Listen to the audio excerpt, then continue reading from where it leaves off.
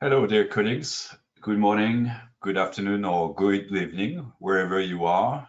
Welcome to this second Q&A session on the first call for action in the context of a UN Decade of Ocean Science for Sustainable Development.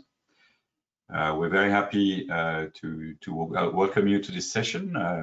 I'm here based in Paris. My name is Julien Barbier, the head of Marine Policy and UN Focal Point, and I will be your moderator today for this 1 hour and a half session. And together with me, I have also Alison Clausen, who is working on the decade, and my colleague Isabel Chavez, who's also helping with the logistical aspects of this session. So this is the second Q&A session that we're organizing, and we hope we are capturing colleagues from particularly Asia, Western Asia, Asia, Southeast Asia, Oceania, and Australasia as well. So again, we are looking forward to this interactive session. The main purpose is really to give you an opportunity to find out more about this call for action, and particularly to ask questions about the process. We are not really here to look at the proposals or the ideas that you might have, and we hope you have great ideas for this first call for action, but it's really looking at the process.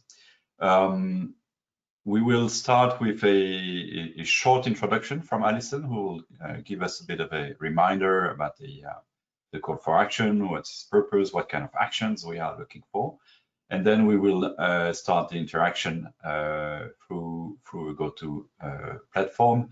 And to do this, we'll invite you to write down your questions on the side panel here. And then basically we'll go through your questions, and hopefully we'll manage to go through all of those. If we do not manage to get through all the questions, and in fact, last time, our last session, we still had many questions that we did not address, but rest assured that we will also take the time to write back to you with a short answer for each of those questions in case we do not get through the list.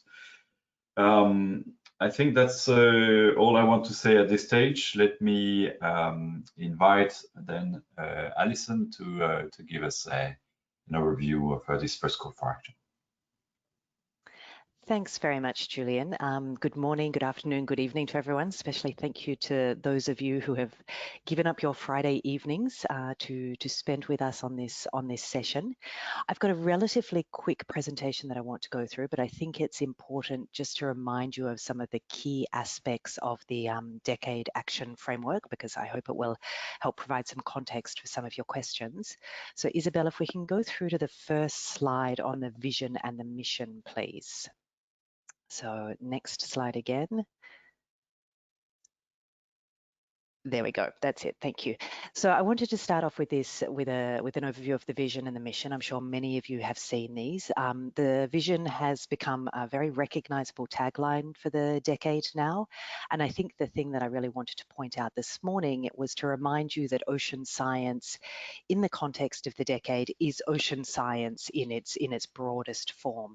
So it's ocean science that includes natural and social science, local and indigenous knowledge. It covers the interface between land and sea, ocean and atmosphere, ocean and cryosphere, as well as the infrastructure, the data, the capacity development, and the technology that underpin ocean science. So when we're talking about the decade and the actions that are going to be put forward, keep in mind that we're talking about this very broad definition of ocean science. In terms of the mission statement, which you can see there, there are three key elements here that I think sum up very nicely some of the underlying principles of the decade. So first of all, transformative ocean science. We're looking at moving past business as usual. We're also looking at ocean science that is focused on solutions for sustainable development. So very much ocean science that is action focused, and then ocean science that connects people in our ocean so that it works at the science policy interface. It looks at the ways that we can incite behavior change, whether that be at the institutional or the individual level. So if we can move to the next slide, please, Isabel. This next slide shows you the decade action framework that is drawn from the implementation plan, and when I finish talking, I'll put the links to the implementation plan in the chat box so you can have them if you haven't already seen them. But this is sort of the figure that tries to sum up the key logic or the key framework for how the decade is going to operate. So if we start at the bottom of this figure with the decade actions, the decade actions have not been pre-identified. The implementation plan for the decade provides really a framework for what is going to happen over the next 10 years. But the idea is that diverse actors such as yourselves are going to identify, implement and resource decade actions, whether it be in the forms of programs or projects or contributions or activities that come together and have a collective impact to achieve the desired decade outcomes. And these actions will be identified through the calls for decade actions, such as the first call that we're talking about today that was released on the 15th of October. Now, these decade actions will be organised in two ways. First of all, they'll be organised around a series of decade objectives, and these decade objectives recognise the steps in the process as we move from the ocean we have to the ocean we want, and they relate to the identification of the knowledge we need, the generation of the knowledge we need, and then the use of the knowledge we need. And all of these three steps integrate capacity development as an integral component. The decade actions are also going to be organised around Ocean Decade challenges. Now, these are the 10 most pressing needs of the decade.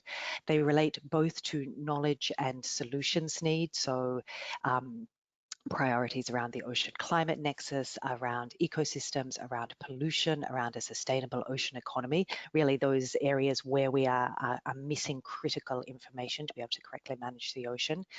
They also relate to essential infrastructure that is needed for ocean science, and they relate to some foundational issues related to behaviour change, capacity building, and recognition of the multiple cultural and social values of the ocean. So this collective action of the decade actions that are coming together, that are mapped to the different decade objectives and then that are mapped to the different Ocean Decade challenges, will lead to the fulfillment of 7 decade outcomes that characterize the ocean we want, and thus contribute to the fulfillment of the 2030 agenda and relevant global and regional policy frameworks. So if we can move to the next. I'm very sorry to interrupt, but I'm getting comments from some participants that they cannot see the full slides, that they are truncated. So I don't know if there's any way that can be. Okay, Isabel, can you perhaps come out of presentation mode and just put it as a. Sorry about this technical glitch. I will also share when I finish the presentation, I can also share a link to a Google Drive site where the slides are uploaded, so you'll be able to download them and have a copy as well. Maybe while Isabel is looking at that, I will just keep going in the. Oh, there we go. Now I can see it even on my screen. It looks a little bit cut. It's true. What I will do is I'll just fix it. So okay, all right. Well, I'll keep going. I'll just try and talk through it, and then we can come back to the slides. So the next slide was really looking at what types of decade actions exist in the context of the call for decade actions, or the types of decade actions that can be submitted. Now, for the decade itself, there are actually 4 different levels of decade actions.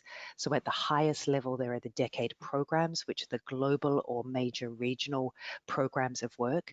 They contribute to one or more of the Ocean Decade challenges, and they're really long-term, multidisciplinary, multi-year projects. Programs of work, that include component projects. Now, the projects then are at the next level down. They are more discrete and focused undertakings of a shorter duration, and they will typically contribute, as we said, to one of these decade programs. Decade activities are the next level down, that are really the sort of the one-off standalone activities, such as a conference or a meeting or a workshop. And then the decade contributions are the resources that are being committed to the decade. So this first call for actions is really focusing on the decade programs and on the decade contributions. It is looking for global or major regional programs that fulfill or contribute to one or more Ocean Decade challenges and fulfill the different endorsement criteria for the decade. And it's also looking for contributions, including support to central or decentralized coordination functions, and that could include the Decade Collaborative Centres or coordination offices. Now, any actions in terms of programs or contributions that contribute to post-COVID-19 recovery efforts are also very welcome through this first call for decade actions. We've been spending a lot of time, both within the IOC and with colleagues across the UN system, understanding what the effects of COVID-19 have been on ocean science and what the longer term effects are likely to be. And there's obviously scope for this call for decade actions to start addressing some of those effects. Now, the call opened on the 15th of October. It is going to stay open until the 15th of January, but no decisions on the call will be made until the first quarter of 2021. And that is simply because the governance and coordination structures will not be in place and operational until the decade has started in 2021. For this particular call, there are no geographic or thematic restrictions. In the future, some calls may be focused on particular Ocean Decade challenges or focused on particular geographies, but for this first call, there are no restrictions and there is no limit on who can apply for the call. This call, we keep calling it the first call for a very good reason, in that it is really the first in a series of calls that will occur over the life of the decade. At the program level, we're expecting that there will be at least 2 calls per year, with calls as well for projects and the ability to submit activities or contributions on a rolling basis.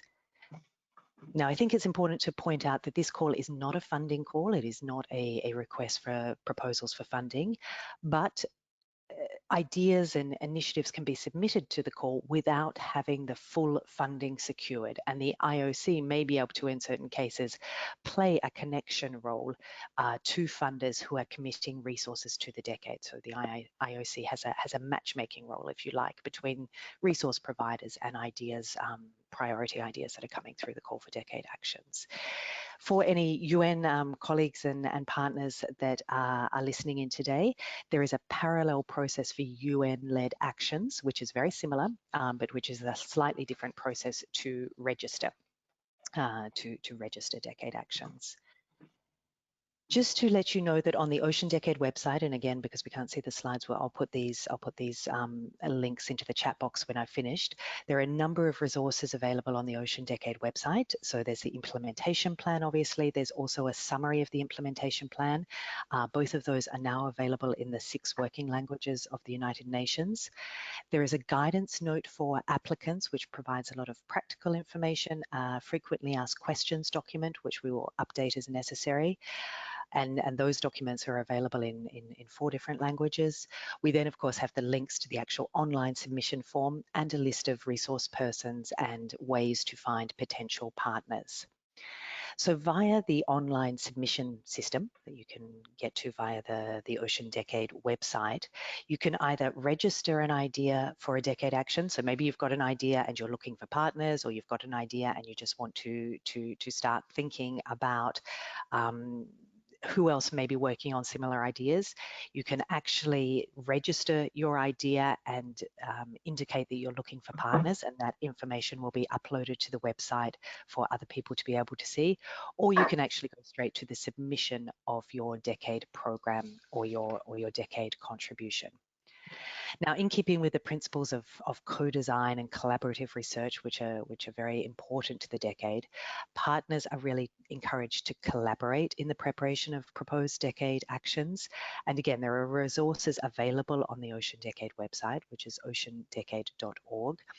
And these include the contact names of members of the Decade Executive Planning Group who can help facilitate connection, as well as a PDF of a table where we're collecting the names of different parties that are looking for partners or collaborators in their projects, and that PDF is being updated once or twice a week, so that there's a sort of a rolling list of people that are looking for partners and collaborators.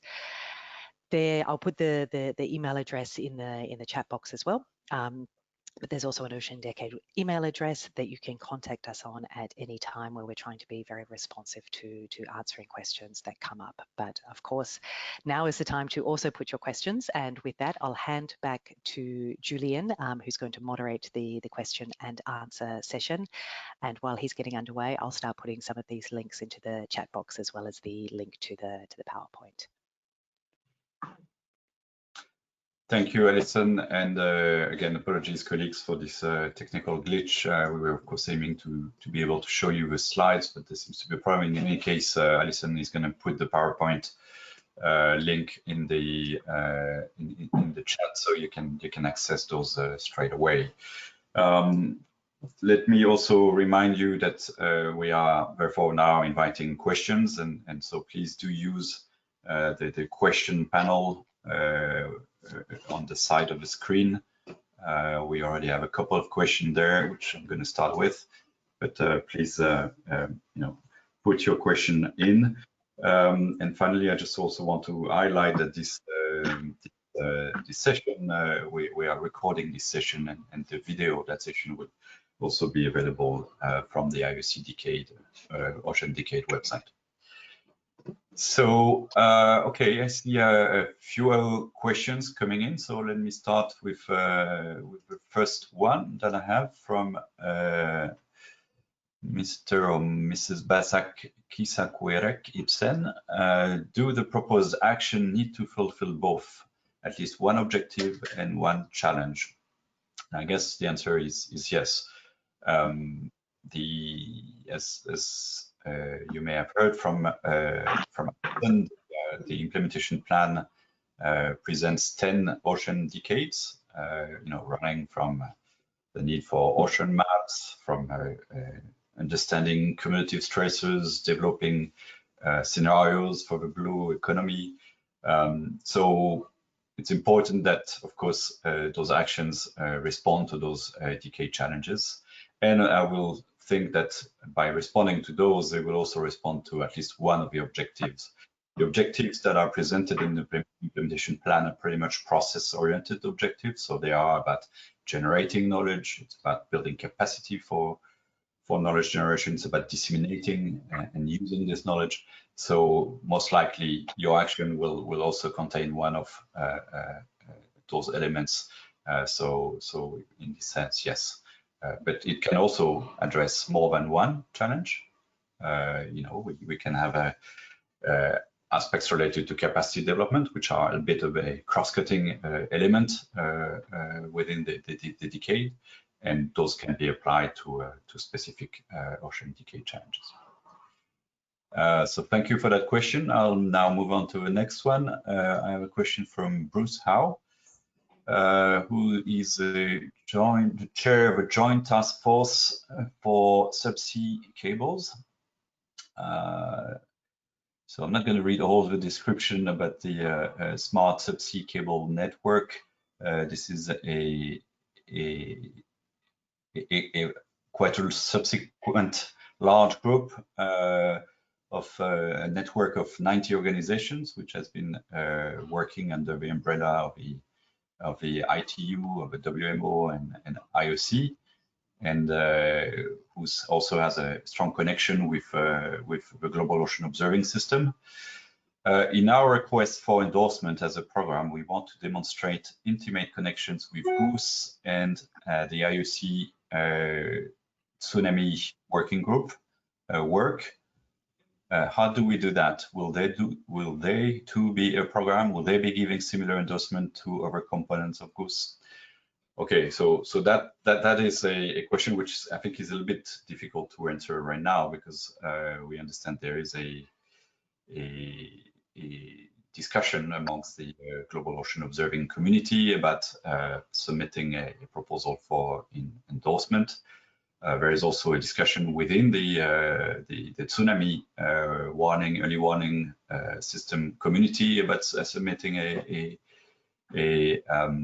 program. Of course, what is important is that we will try to build synergies amongst the different proponents, so that we can really end up with a number of relatively large-scale, high-level programs. The number of programs we will have in the decade is not set, of course, but because of the scale of the ambition we are looking in those actions, we anticipate that this will be a relatively small number, I would say between 10 and 20 at the most. So I think that discussion is still to happen, and of course will invite you again to keep an eye and to register, as Alison said, your expression of interest, so that we can also connect you with other proponents, and we can see how we can come up with common vision for submitting a really large scale and impactful proposals. I now move on to the next question from Maria Grigogaratou. And maybe Alison, do you want to say a few words about this? Can early career professionals lead an ID? Excellent question. And we've been doing a lot of work with early career ocean professionals. They're a group that has been very active throughout the preparation of the decade. There is an informal working group that has been set up and which is getting progressively more organized. That working group is actually starting to put together a early career ocean professional program that will be submitted to the decade, and which will provide a framework for a lot of the projects and activities and initiatives by and for early career ocean professionals. So if you're interested in learning more about that, I would suggest that you, if you already have an idea in mind, a project idea in mind, I suggest that you register it through the website. If not, if you're interested in learning more about the informal working group and joining that, then please send an email to the email address that I just put in the chat box, and we can put you in touch with the right people. Thank you for that. Next question from Jacopo Matteo Sponti. I represent an Italian startup that focuses on plastic pollution. We were wondering whether this call for action could be suitable for a project of plastic collection from rivers, or if we should wait for other call for actions. So I think the short answer is that again, you know, this whole initiative, the decade, is really about generating knowledge to support sustainable development. It's not necessarily, you know, about you know, conducting a collection of debris. It's really about developing, you know, new knowledge that will help decision making, but that will also help the development of new technologies that can help with reducing waste in the marine environment. So I think it's really important that those actions are really framed around those kind of principles. Next question, maybe Alison, how is the funding planned to occur? Ideas are put forward, and how will funds be allocated if the programs don't have sufficient funds yet? Yeah, so the decade is not a funding mechanism, and I know I said that in the presentation, but I think it's really important to emphasize that there's not a pot of money sitting waiting to be allocated to these calls. What the decade aims to do is to work both with resource mobilization actors, so whether that be philanthropic foundations or funding agencies from government or private sector, to encourage them to align their spending and funding priorities with the priorities of the decade, and start to put funding aside to support decade actions through their own processes. On the other side, then we work with the proponents of the decade actions, such as yourselves, to identify which actions are being endorsed, where there are funding gaps, and the aim is to have a regular resource needs assessment analysis, which looks on one hand at the gaps and on the other hand at where partners have funding available, and making those connections between partners. And essentially decisions will be made in a very iterative process through that resource needs assessment in terms of whether the funding gaps are in relation to the challenges, in relation to the objectives, where we see that there are geographic gaps in coverage of different actions, as well as the funders' own interests and priorities. So it's going to be a process that is put in place progressively, and that will, start as of next year to play that matchmaking and coordination role. Great, thank you. Next question from Martina Blumel, which I think is on similar topic. Do I understand correctly that the call is not targeting project IDs needing funding, but for approved and fully financed programs? So as Alison said, I mean, it's not necessarily the case. We do realize that, and this is also, I think, the novelty of this approach is that the decade can also act a bit as a matchmaker, really, in terms of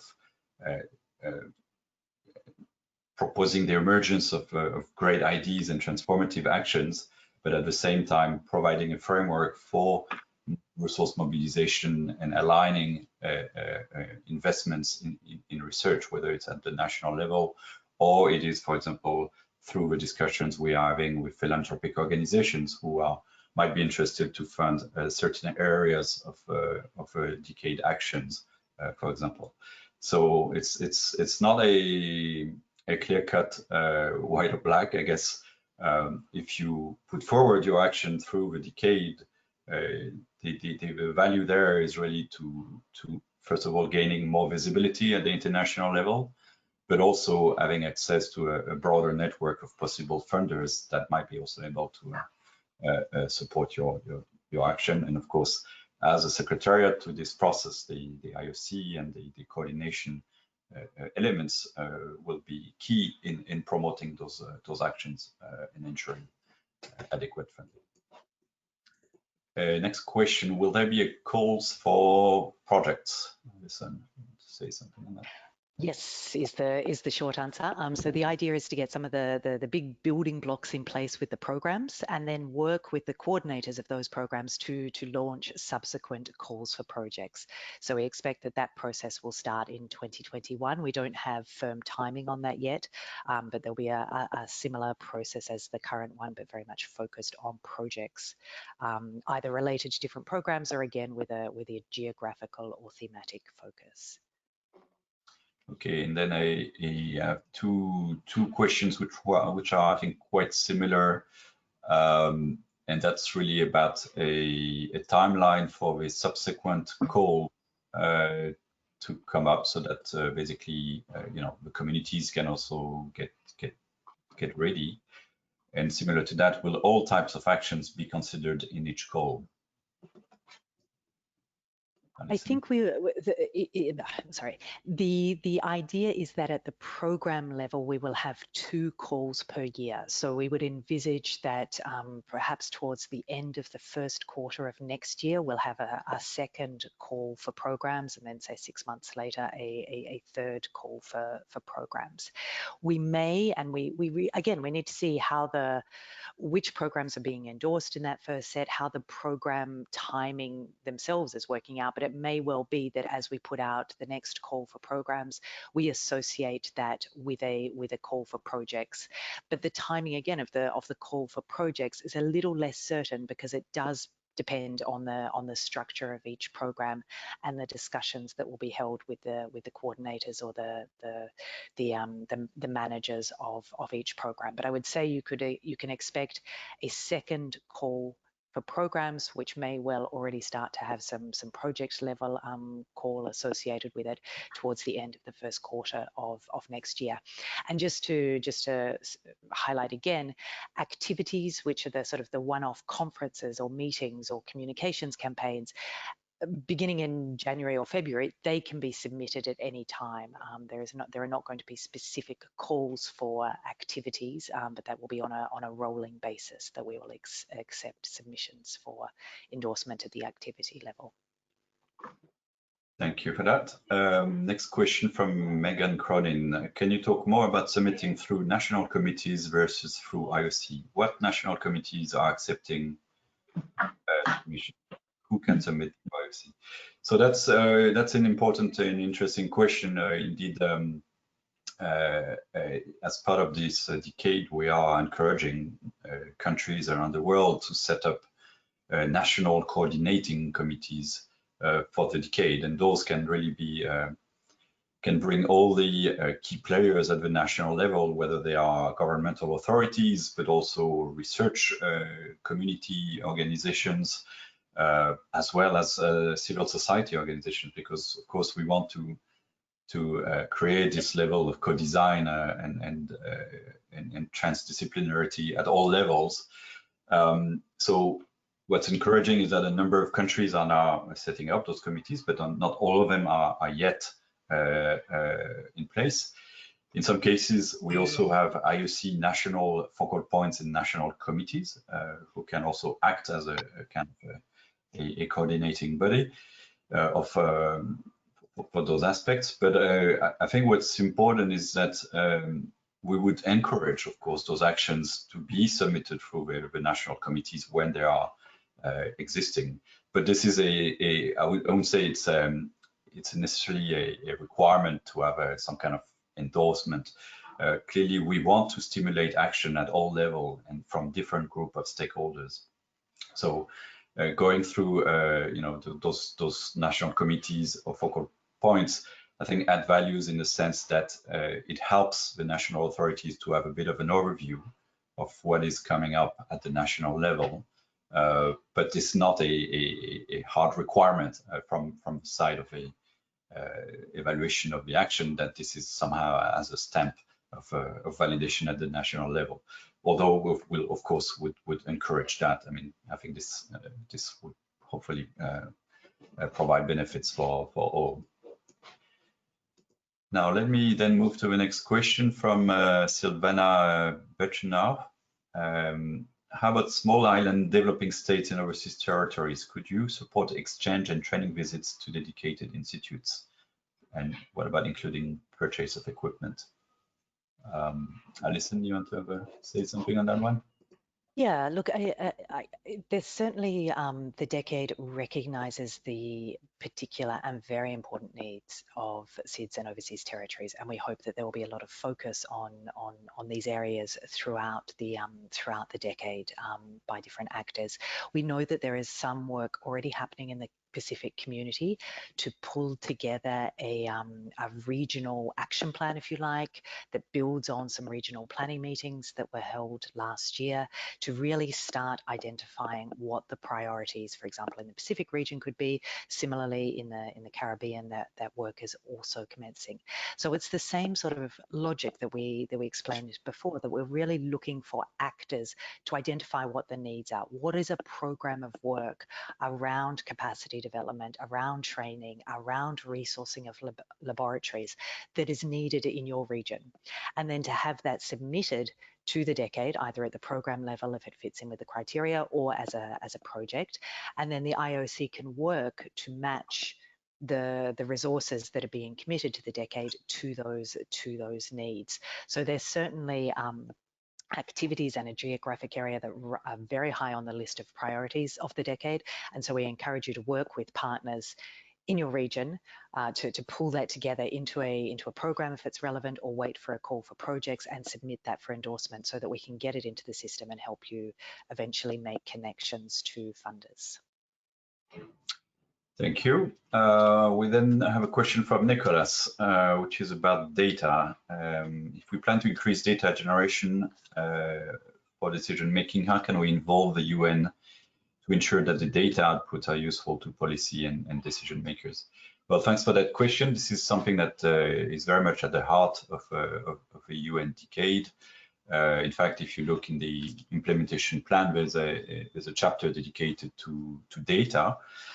And there really, the ambition is really to facilitate and liberate data so that end users can have much easier access. And it's really about not putting all the data under one roof, but creating a kind of new architecture, digital architecture that really allows all these data sets around the world to connect and to be much more discoverable and accessible by end. So there is a discussion that has been already started as part of the decade. There is also an initiative to talk with other UN bodies who are also curating important ocean data sets, such as the FAO, such as UN Environment, International Seabed Authority, for example. So there's certainly the ambition to facilitate that process and to create this kind of high-level goal under the decade. So in this context, we are also calling for actions and proposals that can help to release this data and from different part of stakeholders, including the private sector, who we know are also are important contributors in terms of data generation. So if I can just add to that one, that's also a great example of where we already have some partners who are looking at a biodiversity data program. And in the collaboration table, which is the PDF table, which sets out which partners are looking for collaborators, that is one of the partnerships that is looking to attract new partners. So I'll also put that link in the chat box now, and you can see what that table looks like. And we'd certainly encourage you to get in touch with that group who's already starting to think about that issue as well. Again, a question from Silvana. Would you be able to support scoping workshops with stakeholders, for example, SIDS? And that's yes, that's important, because in a way, we need to also facilitate the process of generating those actions, either by providing a place for a different group of stakeholders to convene. And I just want to highlight that, for example, we are now conducting a number of regional webinars on the issue of co-design. And already this week, I think there was one for the Western Tropical Atlantic region. There was one for the African region. And the idea is really to provide exactly what is described here, kind of a scoping platform for identifying actions among different stakeholders. So this is, at this stage, we do not have a specific source of funding to support this kind of more specific and targeted workshop for specific stakeholders, but this is something that we are definitely interested to pursue and to support. So we'll hopefully be able to help with that process in the coming months. Now, I have a question from Andre Boljak. How does the decision-making process look like? Who has a final decision if an action is approved or not? Alison, you want to have a go at this one? Yeah, so it depends on the type of action. It depends on the level of action. So at the program level, the idea is that a decade advisory board is being established. Now, this is a 20 or so person multi-stakeholder advisory board that will be put in place next year. So when a program comes in, Decade Advisory Board will look at and make recommendations about the endorsement or not of the program, and then the final decision will be made by the IOC governing bodies on the endorsement based on the recommendations or the advice provided by the Decade Advisory Board. But just to say, before we get to that point of it going to the board, we also hope that there's some dialogue and some discussion between the proponent of the program and the IOC Secretariat to make sure that the program is aligned as much as it can possibly be with the objectives and the criteria and the work of other partners. But by the time it gets to the advisory board, it's something that we've already discussed and looked at. At the project level, it is the Decade Coordination Unit that will be established within the IOC Secretariat that will make the decision on endorsement. Similarly, at the activity level, it is the Decade Coordination Unit. For contributions, it's a little bit more complicated. Now, again, contributions are the in-kind or financial resources to support the decade. There are some of these types of contributions, particularly in the form of hosting of some of the decentralized coordination structures, so collaborative centers for the coordination officers, that will actually be also considered by the Decade Advisory Board. But other contributions will be by the Decade Coordination Unit. That one is a little bit less black and white in terms of the processes, but we can provide more detail on that in the implementation plan, go into that in quite some detail as well. Thank you very much for that. And I don't know if this is Isabel. I'm hearing typing frantically on her keyboard. Isabel, if you could just mute yourself. Thank you. Okay, thank you for that. Now let's move on.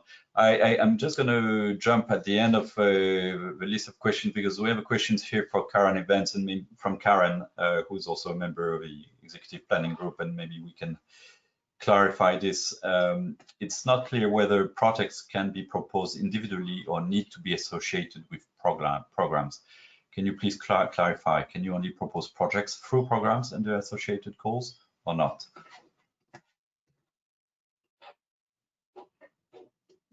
Projects will typically be part of programs is the word we're using, because one of the aims of the decade is to incite collective and combined action where the sum of the parts results in a significant cumulative or holistic impact. However, we understand that there will be cases where important, transformative, innovative projects do not naturally fit within one of the programs, and so there is flexibility for projects to be submitted outside of programmatic structures. Okay, thank you. And I think that also aligns with the question from Bazak, which had a similar, question. So thank you for that. I now jump to a question from Eric. Can education-focused projects be submitted, or should they be part of a wider science project? So just to remind you that as part of the implementation plan, we're talking about 7 societal outcomes, and one of those outcomes is about being an inspiring ocean. It's really about this whole dimension of awareness, of ocean literacy and capacity development, and really having empowered citizens and stakeholders who are knowledgeable about the ocean and who can act accordingly. So in a sense, we can and we should have projects and actions which are primarily focused on education, on ocean literacy, and on capacity development. Again, the whole aspect of the decade is really about generating knowledge and applying this knowledge and making sure that society uses this knowledge. So I think you can certainly frame education projects and actions around those topics. And so in that sense, yes, they can be a standalone kind of but they will of course need to have an element about knowledge applications and dissemination. Okay, now I have another question.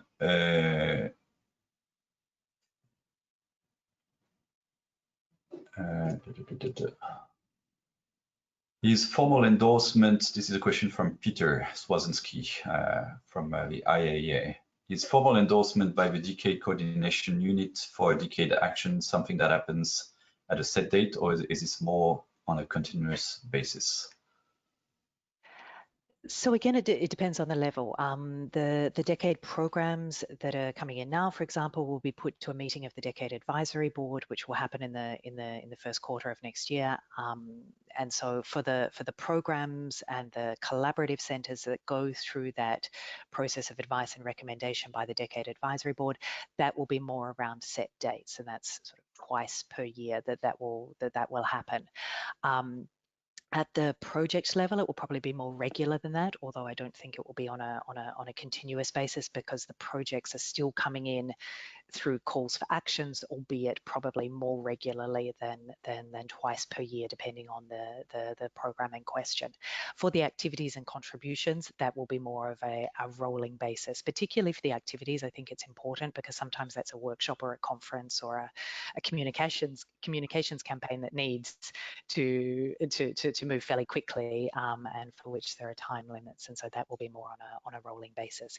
And so what we will aim to do when we put out each call for decade action is we will aim to give some idea of timeline in terms of when decisions are going to be made. Again, this is the first one, so we're putting a lot of the processes in place, where we're testing different processes as well, but we will get more and more refined in the mechanisms, as well as increasing the online infrastructure that is supporting this process. So by the time the calls for actions come out next year, we should be able to give clearer indication on timing of decision making. Thank you very much. We have a question from Cooper. We are an informal emerging global network of programs working with fishers for collaborative capacity development in coastal ocean observation. We had discussed that an ocean decade action would be a nice framework to formalize this network. Is a formalization of a network an initiative that you see as well suited to the ocean decade? So just on that, I think it's important that as part of this concept of co-design and engagement of stakeholders, we are foreseeing the establishment of a global stakeholder forum, which will slowly but surely take shape in early 2021.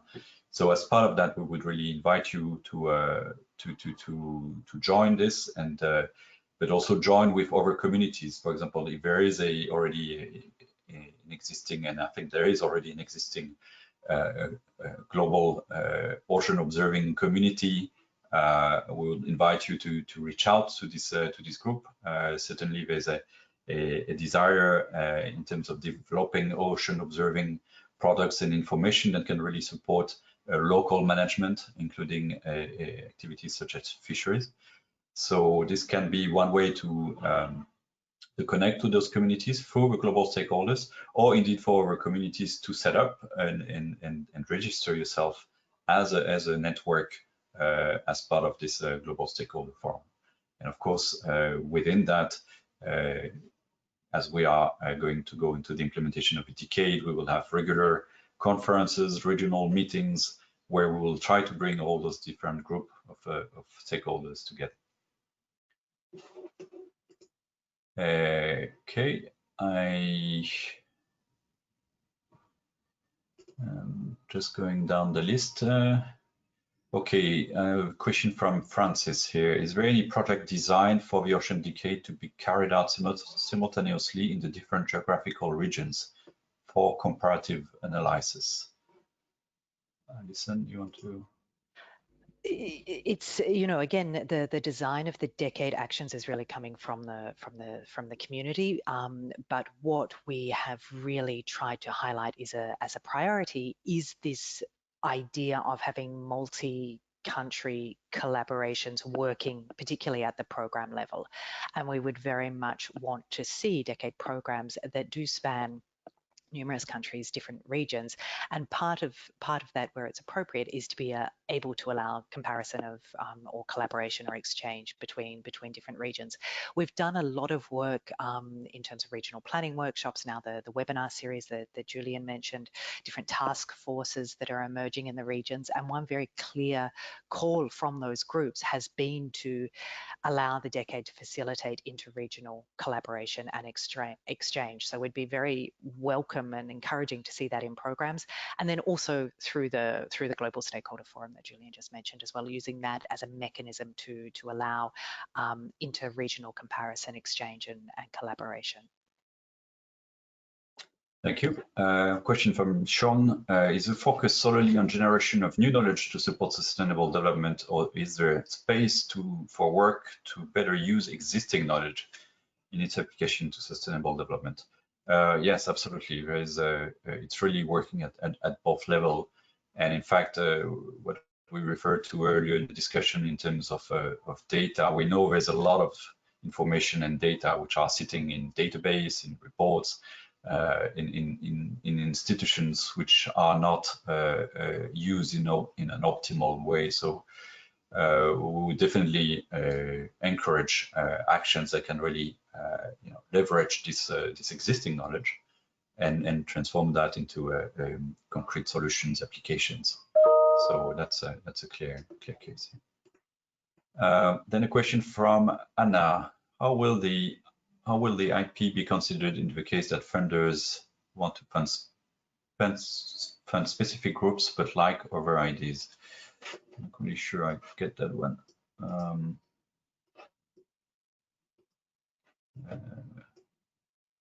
Yeah, I'm not entirely sure either. Perhaps we can just re-emphasize the point there that we'll be working with funders for them to align their resource priority or their resource allocation strategies with the priorities of the decade. So whether that be typically the ocean decade challenges, and then working with them to look at different projects or ideas that come in under the different priorities. Now, the way the decade is set up, whereby we're not creating a new funding mechanism under the decade. At the end of the day, the resource providers will be using their own grant making and resource provision procedures to fund different groups. So it will be a negotiation and a discussion through this process of the resource needs assessment that I talked about. I'm not sure if that specifically answers the question, but I hope that provides some more information.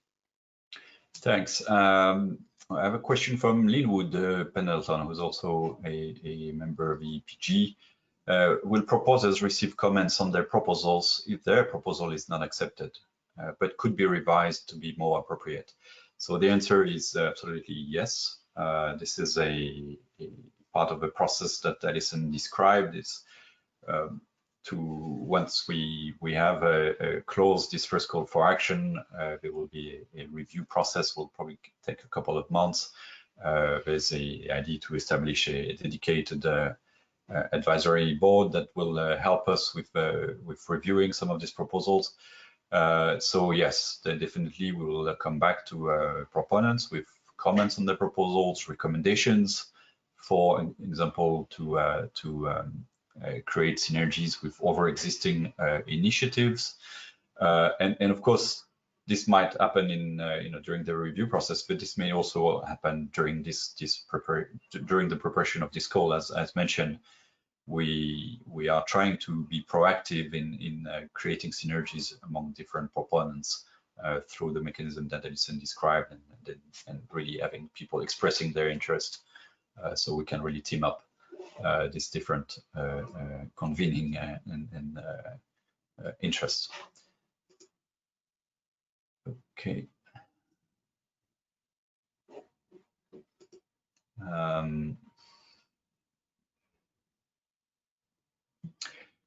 Maybe a question from Bazak again. Could you briefly mention what are the benefits of having a project under the Ocean Decade umbrella? Alison, you want to start on this one? Yeah, let me start, and congratulations for the question as well. We were asked this question in the last session as well, and I think it's a fantastic question, because we also need to be able to fully articulate the value proposition and encourage the engagement of partners such as yourselves in the decade, going through the process of proposing actions for endorsement. So let me start, and then I'm sure Julian can add to it as well. I see there are sort of three main pillars of benefit. The first is that by contributing an action to the decade, you are contributing to collective action. And so we have the 10 challenges, and the aim very much of these 10 challenges is to bring different programs, different projects and activities together to have a collective impact, which is greater than the impact of different actors working separately in their own projects. So that's the first one, a collective global effort to contribute to some of the most pressing needs of ocean science today.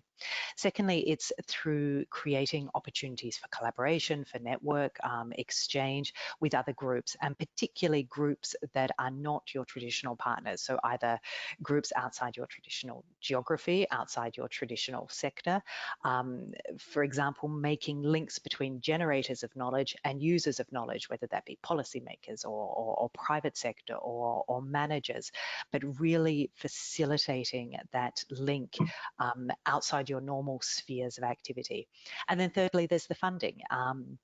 And it's as we've been mentioning, this opportunity of being able to have visibility for what you're proposing in front of new funders, different funders, having really that ability to have the IOC and the Decade Coordination Unit where possible and be making connections or matchmaking. So opening up the opportunities for support and resources for your work. Thank you. I'll then go to a question from Zen. Will there be any mechanisms to follow through the development of any registered program? Is it possible to evaluate somehow what would be the contribution of this registered program to the decade? Yes, absolutely. And this is also one reason why we are setting up this whole endorsement process, so that we can also keep track, which is on the implementation of the decade, but also in terms of the impacts that the decade is having in terms of generating knowledge, in terms of using this knowledge and having an uptake at society level. So the programs that will be endorsed under the decade will have to provide information on their progress to the decade coordination unit. So, you know, this is not something too bureaucratic, but I think we need to have at least a number of key information coming out of those programs, which will also be packaged in the global reporting that the IOC will do on the decade at the UN level. So that's also another, I think, argument for being, in terms of visibility, having your program as part of this. I mean, this really will be a highly visible biannual report that we will produce on the decade. But in addition, we are also setting up a monitoring and evaluation mechanism as part of the decade. And we are a working group who will start working on this in the coming days, with the idea to try to come up with a number of key process and outcome indicators for the work of a decade overall. So this is an important mechanism, so we can really keep track and report back to funders, to decision makers, and to concerned citizens about how the decade is delivering its ambitions. Let me then go to another question.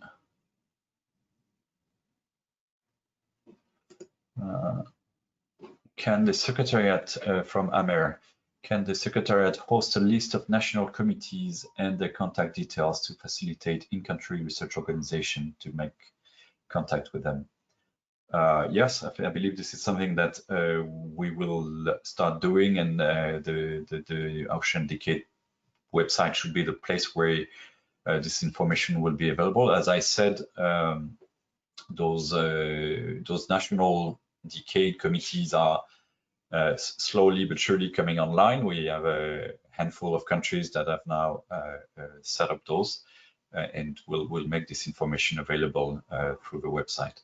An alternative can also to contact your IOC national contact person, and we can also provide information. This actually is available on the IOC website, where you can find of the institutions. But thank you for suggesting this. We'll work on making this information available. And I think that joins a question from Megan, which is also asking about the list of national committees. Okay, I'm going to colleague Claudio Afian. When we talk about capacity building by focusing energy on youth training, there's a section on which is not adequately addressed, particularly with regards to children education. So the question here, and I think he's referring to a situation particularly in Africa. Can we anticipate, or can we think about a training program for children to better understand the ocean connection, and the benefits that humans are deriving from? So I believe Quadio, yes, this is certainly an area that the Decade should focus on as well. There is the ambition to really create excitement around public awareness, ocean literacy initiatives. Again, in the implementation plan, there's a description which is related to ocean literacy, and we are now in the process of developing a specific strategy for the Decade vis-à-vis ocean literacy, which includes, for example, working with the education sector and the public administrations in charge of education programs at the national level, on how we can really mainstream this issue of ocean literacy within the curricula of different nations. So we have the added benefit of being located at UNESCO and being the lead UN organization on the area of education. This is something that we will also work with our colleagues in the education sector to strengthen.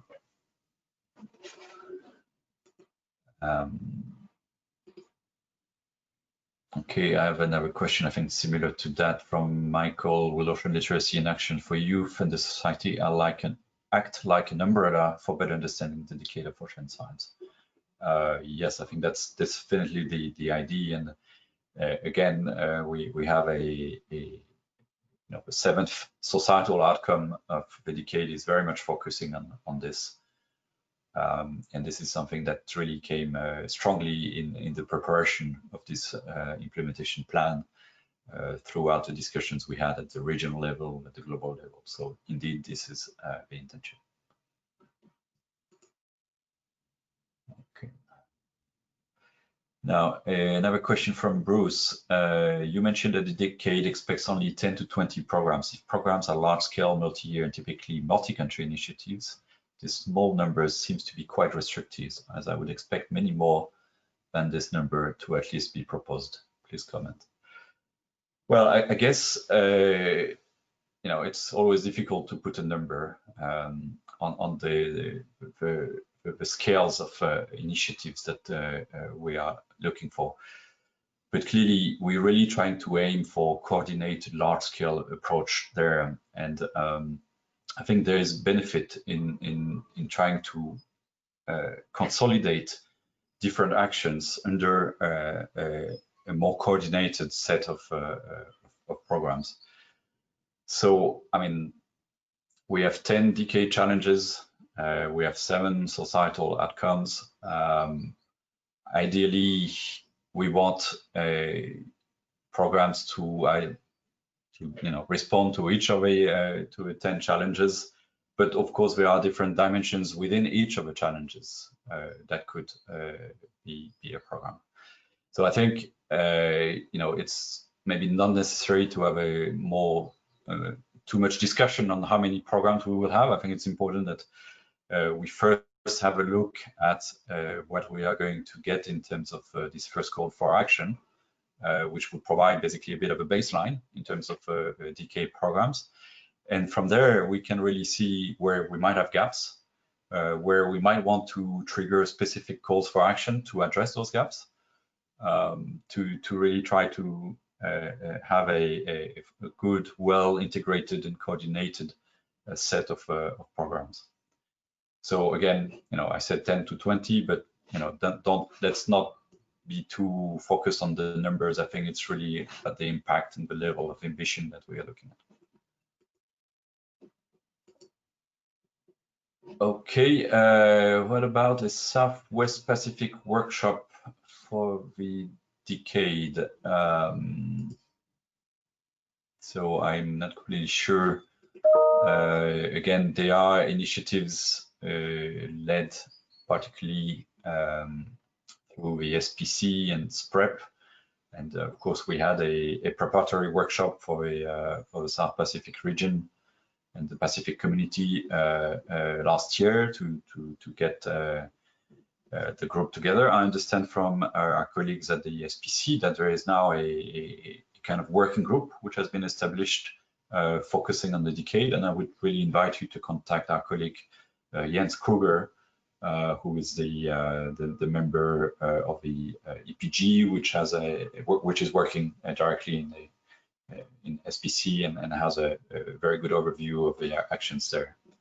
And we can of course put you in contact with Jens if you do not have his contact.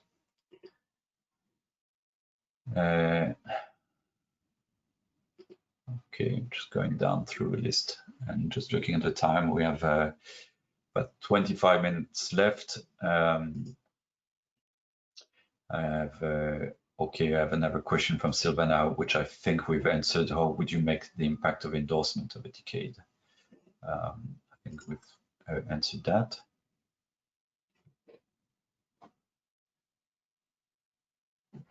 We are proposing from HEBA a project that has regional relevance. Would proposing a program that includes our project and that other projects may join be the prescribed approach?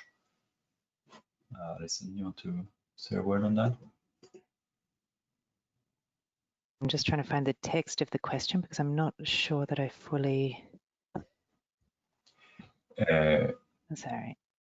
This is HEBA. Okay, we're proposing a program that includes our project and that other. Yes, I think that's exactly the aim. That at the program level, you need to be moving to the regional program. So the program level really needs to be at that regional level. And so what you should be putting forward at this stage is the program framework, perhaps with your project and some other projects already identified, and then that program framework that is at the regional or the multi-regional or the global level can evolve over time so that other projects can join or be added to it. Again, just as programs don't need to be fully funded to be submitted, they don't need to have all their project components identified now to be submitted. But if you want to submit as a program, you really need to be giving the overall structure, vision, aim, how things are going to work with your project within it, but then having room for other projects to be added. I hope that answers the question. Thanks. We have a question as well on I think the funding, which I believe has been answered. We have also a question from David on the benefit of collective impact. I believe that's also been answered on the value proposition of a decade. Let me go to Gilles Le Recollet. How the ongoing main programs of IOC, Argo, Goose, Hab are engaging in the decade. Even if this seems obvious, is national contribution to these ongoing programs will be considered as contributors, or should they apply for the endorsement of national committees or else? So indeed, IOC has a number of important science, but also observation programs and data programs that are potentially able to contribute to the objectives of a decade. And for sure, we know that some of our colleagues are having a very intense discussion. And then the idea there is not just to put forward a program that already exists, but really having a discussion on what are the transformative nature of those programs and how the decade can really help them to become even more transformative, either by by creating a framework for integrating over disciplines. So in this concept of transdisciplinarity, or also bringing different group of stakeholders at the table. So for sure, we know that the Goose community is looking at this, and they are working on a submission. The data component of the IOC is also working very hard on trying to come up with a framework for the decade on data exchange. And similar approach are ongoing in other areas of work, including, for example, with the tsunami community or in the areas of capacity development. So as part of that, of course, those programs, and once we have the decade programs, at least the first batch, I think this will also trigger hopefully a whole suite of additional activities and actions that will be triggered, including in the form of national contributions that might come to these programs. And those national contributions can, of course, be for example, data. It can be in kind. It can be making some infrastructure, research infrastructure available to the community, facilitating training in capacity development. So we are, of course, will be also looking forward and for those national contributions to come forward. And those might be submitted through the national committees, but they can also be submitted more directly to the Secretariat. Again, this will also be an important mechanism to get countries to support directly the programs once they are established. I have now going to a question from Marin. How can a person outside of our core community engage with initiatives if they want to be involved? Coral reef restoration, beach plastics pickups, ocean preservations, etc. Alison, you want to? Yeah, so in the first instance, if you're thinking of submitting a decade program, again, it is the best thing is to register your idea on the decade website through the links that I've been sharing, and then that will allow us to put your name and your contact details into the table, and people can contact you if they're interested in becoming involved in the development of the program. If it's further down the track and you're looking to engage with others throughout the decade with activities that you're doing, the Global Stakeholder Forum will be one place that you can do that, and there will be various communications activities that will be launched and coming out over the next year as well. So there will be many opportunities for people to share stories of what they're doing and engage others in that work through the Global Stakeholder Forum and through different communications campaigns. But they're still in the development phase, so next year there will be more information on tangible ways in which that communication can happen.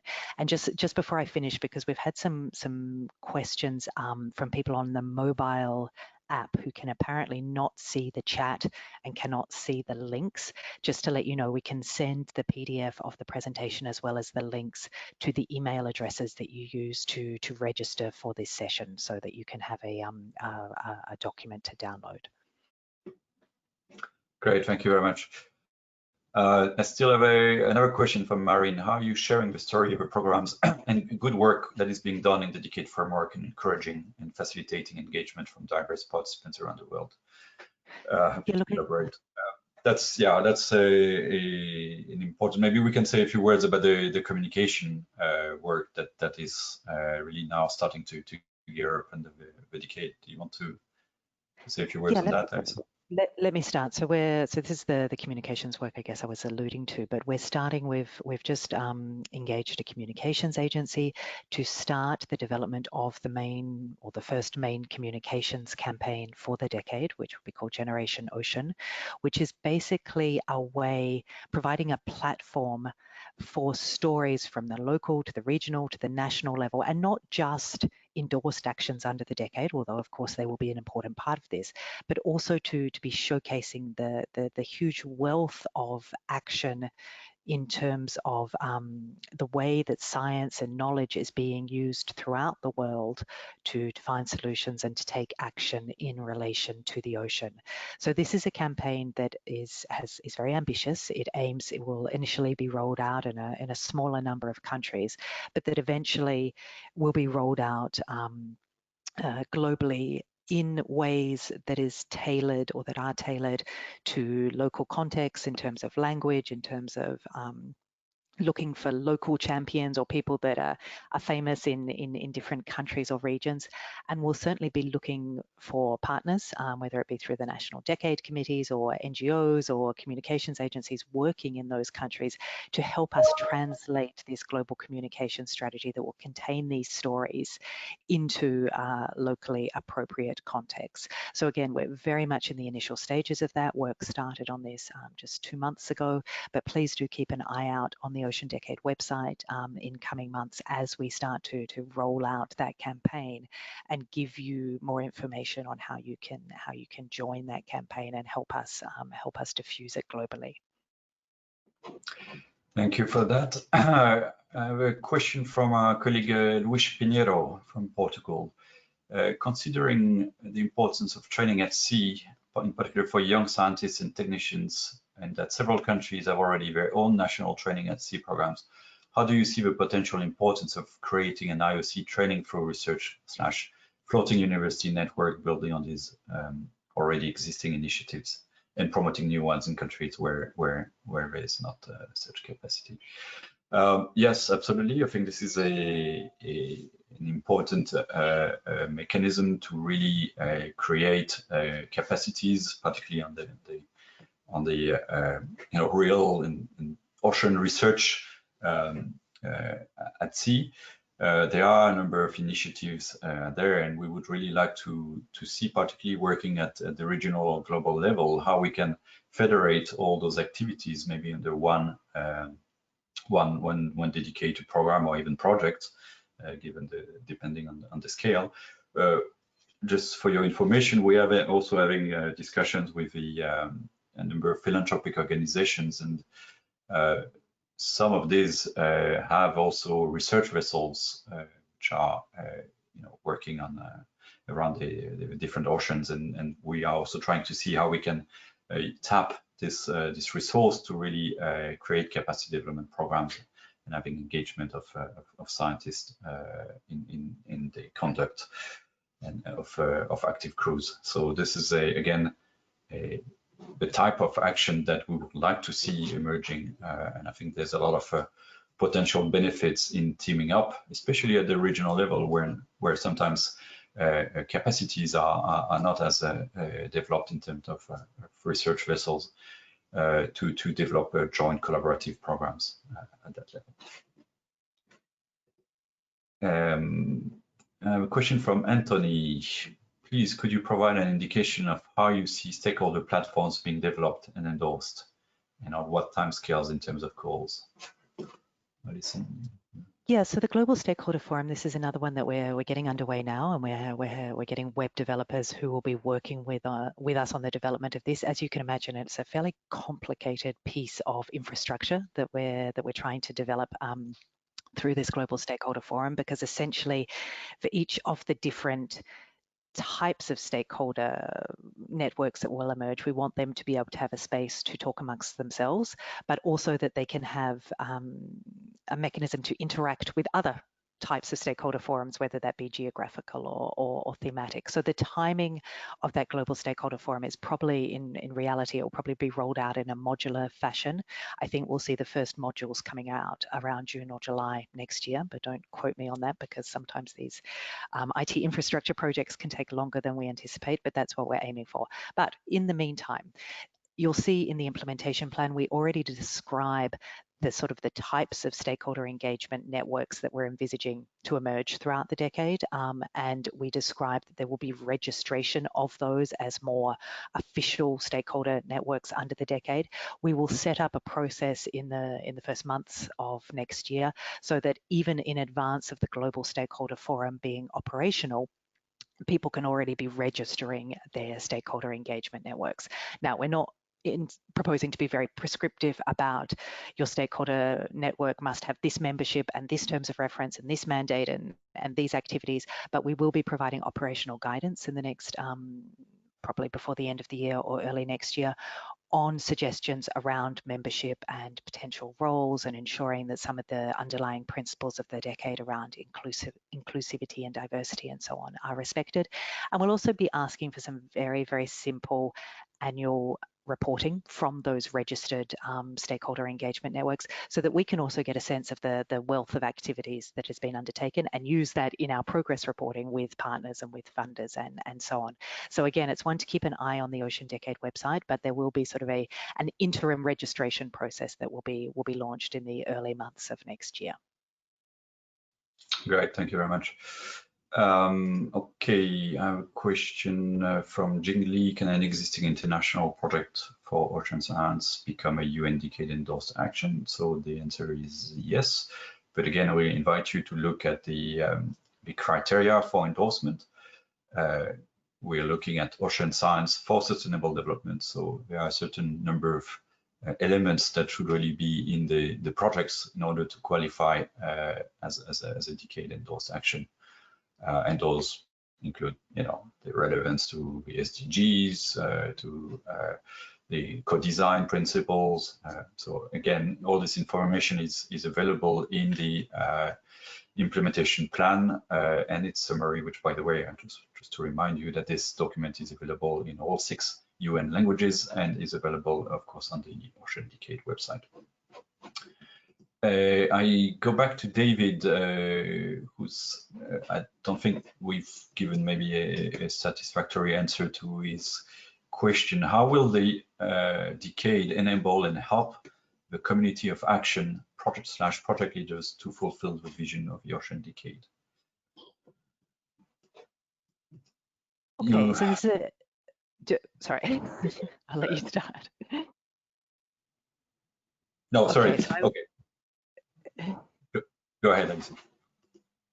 Okay, I'll start, and I'm sure you'll be able to add to it. This, I mean, it's a really good question. I think we've touched on various elements of this in some of our answers, but and this comes also back to that question about the number of programs. So the idea is we have these 10 pillars, and as people are submitting programs, both in the process leading up to the 15th of January and then post 15th of January, we will be actively working behind the scenes to bring different communities together around these pillars. So if we're seeing 10, 15 ideas, for example, for different observations type programs, working with those groups to bring them together to have a consolidated and collective effort around a single issue. Now, we know it's not as easy as it sounds. We know it's, people have their own priorities, their own mandates, their own ways of working, but as much as possible, we want to create that convening and that coalescing.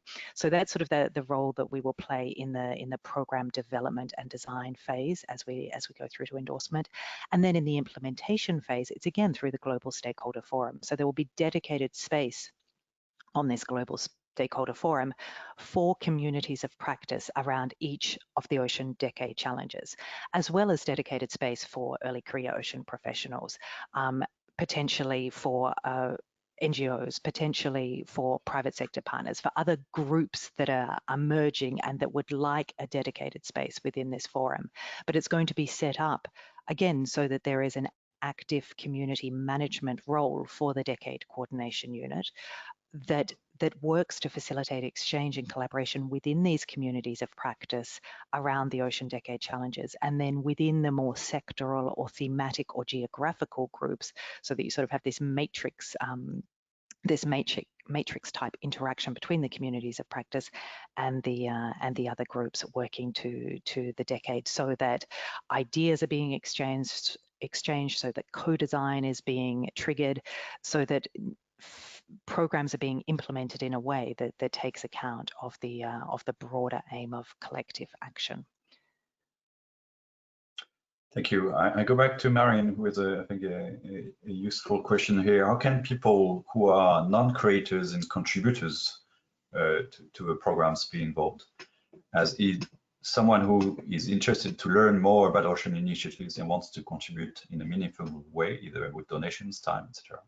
Where and how can they contribute more about the initiatives? Again, I just wanted to remind you that this is a call for action, and this is the first call for action for programs, but we are also anticipating actions at different levels. We have projects which are going to be more focused interventions. We have activities which can be, for example, a workshop, a conference, a communication campaign, a brochure for kids at school in the country, a contribution that an organization wants to give to the decade, either as a resource or in terms of, again, in-kind contribution. So I think there are different ways to do this, and we definitely want to encourage those actions at this level. So the programs is not a restriction in itself. There are different ways to contribute, and hopefully this will generate inputs from those different group of stakeholders. Question from Sivaji. Do the Ocean Decade have any types of collaboration with the regional SEAS program and UN environment? The answer is yes. We are working closely with our colleagues in UN environment, in particular the regional seas conventions. Just to give you an example, in this preparatory phase, we've organized, I would say, several of the regional workshops, either in the Southeast Pacific, in the Caribbean region, in Africa, in the North Pacific. All of those have been organized, and in the Mediterranean as well. All of those have been organized either jointly with regional seas organization or in a very close manner with those. And we feel it's very important to create this link between the science that the decade is trying to advocate and generate, and the kind of regional governance and policy making bodies that are working on ocean management. So this link is very important. And in addition to that, we also we have another decade that we wanted to highlight, which is the decade of ecosystem restoration, which is going to run during the same time as the ocean decade.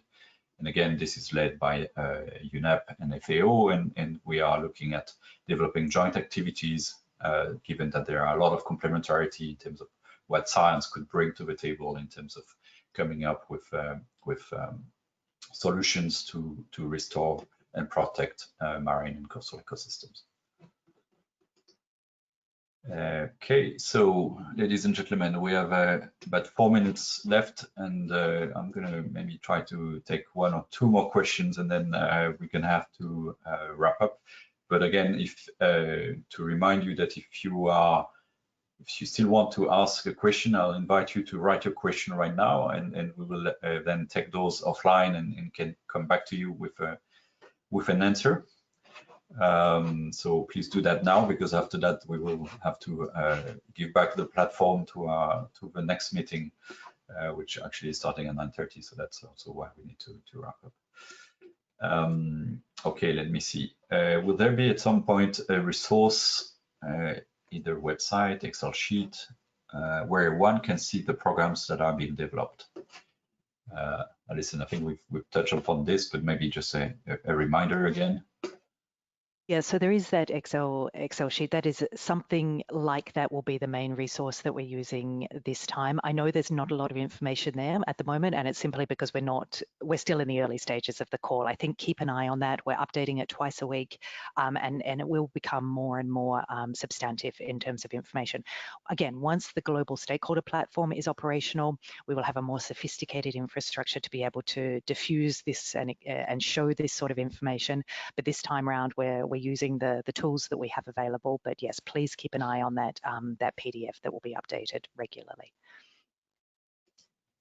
Thank you very much. I think it's more comment from Karen Evans, and I think that's a good one.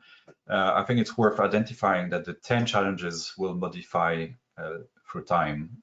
So even if your idea might not fit squarely within the 10 decade challenges, it might influence the development of challenges through time. So indeed, and this is an important element, this implementation plan that is being put forward and which is under review by the UN General Assembly is a framework, but it's an evolutive framework, and this is something that will be reviewed, in the course of a decade at different point of time. So of course, the idea is that those challenges will evolve. And as hopefully we are meeting our targets, with specific challenges, we can then move on to other ones. So again, please to engage at that level. And maybe our last question that I will take is and this is from Anthony, is there a connection between the Ocean Decade and the World Heritage Marine Program for World Heritage Sites? Alison, I think we had a recent discussion about this, so maybe can you say a few words about that? Yeah, sure. And the short answer is yes. We're working closely with our colleagues in the World Heritage Marine Program at UNESCO.